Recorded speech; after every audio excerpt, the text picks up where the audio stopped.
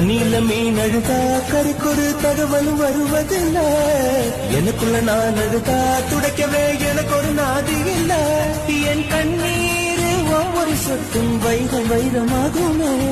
சபதம் சபதம் என்றே சலங்கை சலங்கை பாருமே.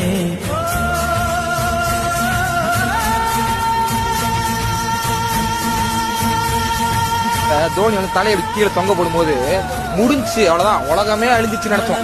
ஆனா வந்தாரு பாருங்க ஜடேஜா, அச்சாம பாருங்க.